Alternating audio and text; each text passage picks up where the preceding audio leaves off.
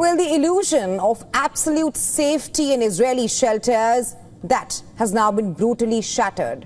For decades, these reinforced heavens were the bedrock of civilian security, a place to weather storm or rocket attacks. But as the Iran-Israel war enters its 5th day, a new terrifying reality has emerged. Even these supposed sanctuaries are not safe. Our next report telling you more.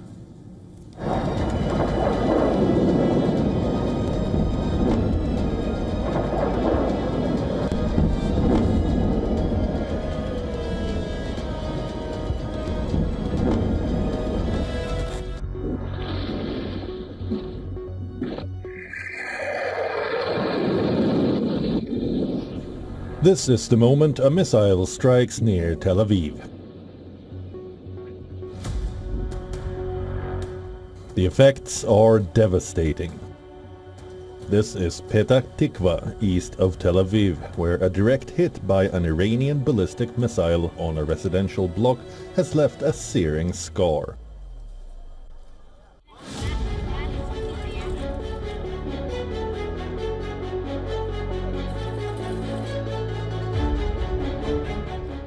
This wasn't a near miss. The missile, reportedly a bunker-busting type, penetrated the structure, exploding directly within the building's reinforced bunker. 4 people were killed in that strike.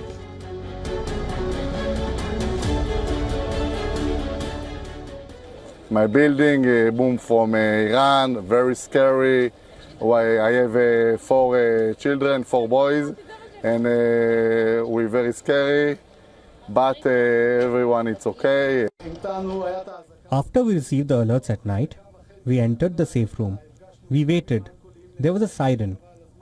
Within a minute and a half after the siren, we felt supersonic booms. Up there, very strong booms. Half a minute later, we felt the explosion inside the apartment, inside the building.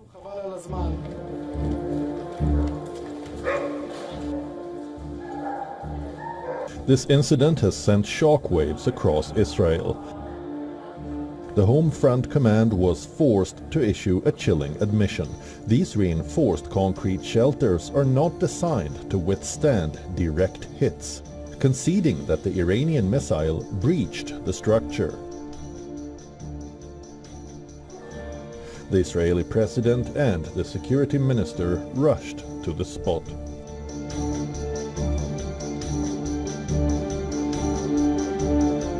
What I've seen upstairs in the destroyed apartment is evil, pure evil in and of itself. And it's evil aimed at innocent civilians all over Israel. Israel has sharpened its attack over Iran. It is continuing its bombing campaign and asking civilians to leave Tehran. Despite the onslaught, Iranian armed forces continue to hit back hard. Iran unleashed a new powerful weapon, the Hajj Qasem, a new bunker-busting ballistic missile named after the late Quds Force commander. Traveling at hypersonic speeds, its 500-kilogram warhead penetrated deep into hardened shelters. Faced with a weapon that renders bunkers useless, Israeli leaders are confronting a brutal reality. This weapon breaks more than walls. It shatters confidence. The psychological impact is seismic. The nation's sense of security is unraveling. Bureau Report, WION, World is One.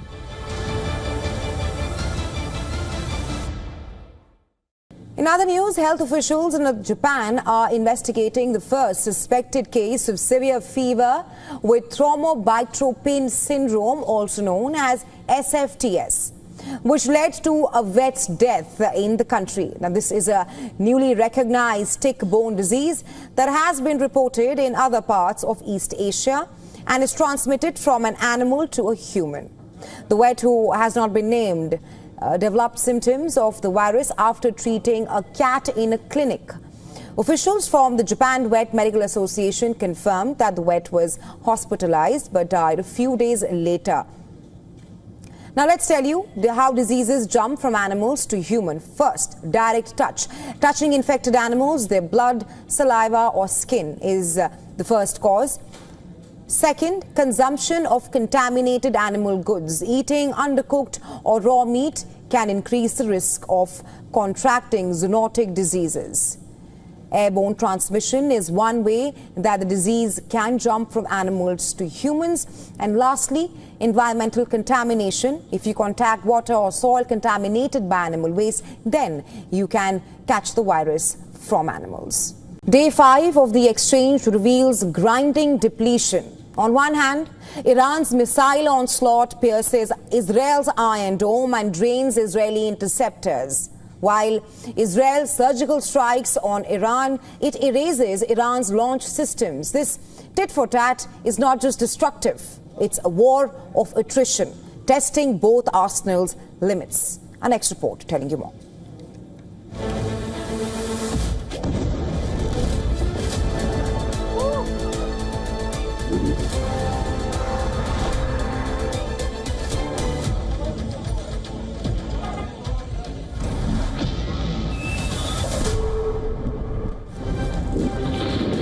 Missiles streak across the sky, lighting up the fifth night of relentless warfare.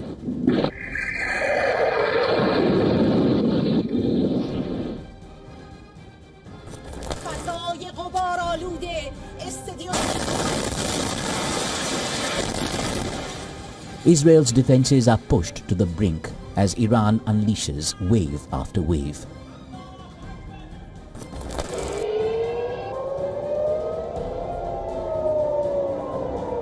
First come the sirens.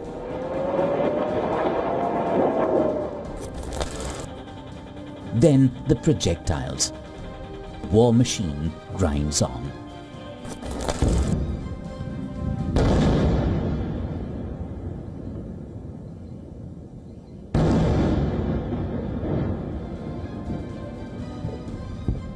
Israel says its airstrikes have destroyed a third of Iran's long-range missile launchers and killed top commanders. We have eliminated Iran's security leadership, including 3 chiefs of staff, the commander of their air force, 2 heads of intelligence services, 2 of which were killed yesterday, the army and the Revolutionary Guards. We have struck their chief of operations. We are eliminating them, one after the other.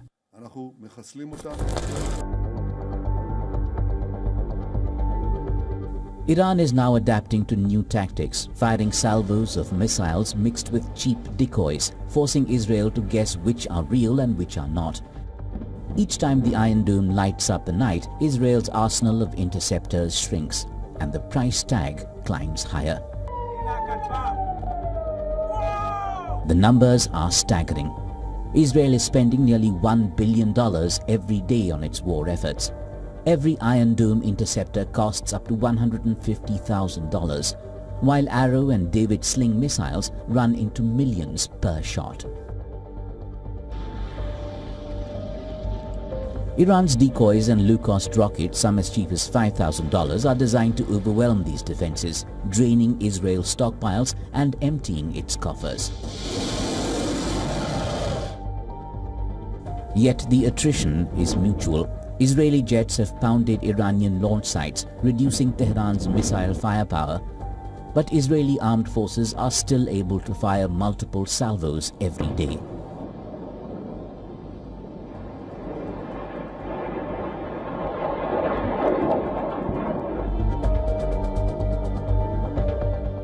Each attack still brings terror and destruction.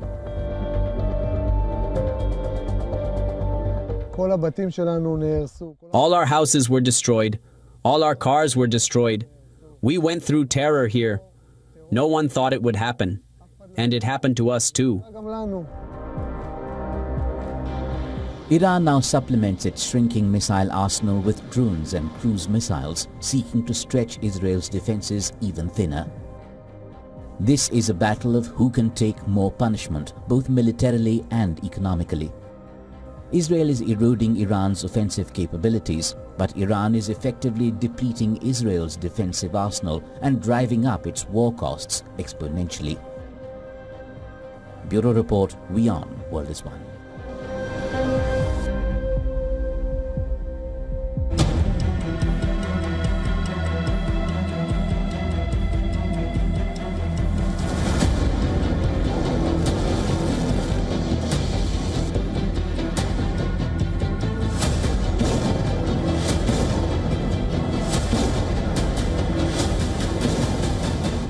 As the world turned its glare towards West Asia, Russia unleashed one of its most deadly attacks on its neighbor. Kyiv's darkest night in months, 10 dead, over 100 injured, and entire apartment blocks reduced to rubble. Watch out this ground report on how the new attack is shattering the fragile calm and leaving the Ukrainian capital gasping for breath.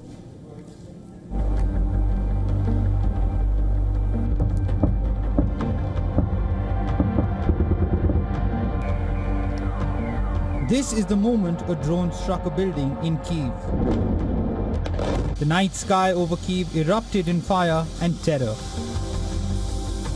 A deadly Russian onslaught unleashed a barrage of missiles and drones. For over 9 harrowing hours, the city endured a relentless barrage as hundreds of drones and dozens of missiles screamed through the night, their ominous whirring abruptly punctuated by thunderous explosions. It was probably the most hellish night in my memory for our neighborhood. It is very difficult to imagine what the local people whose homes were damaged are going through right now. This is the aftermath. Entire floors collapsed, flattened into dust.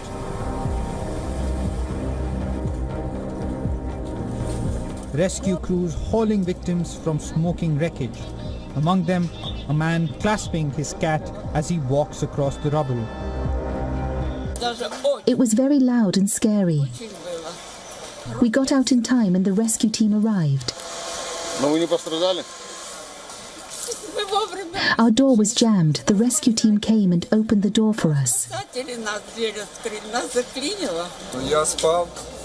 I was asleep. There was a loud bang. The window was smashed and glass rained down on me.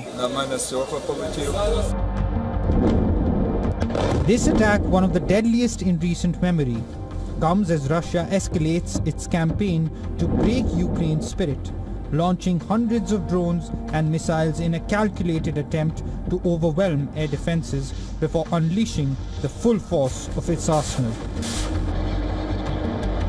On the front lines of Sumy and Dnipro, heavy fighting continues. Ukrainian forces claim to have stopped the latest Russian onslaught, but Moscow claims its troops are still advancing. Ukrainian President Zelensky calls the latest Russian attacks as pure evil. He would be heading to Canada to attend the G7 meeting, but he won't be able to meet US President Donald Trump, who has left the meet. Zelensky is urging G7 leaders to provide more backing for the war against Russia. Bureau Report, WION World is One.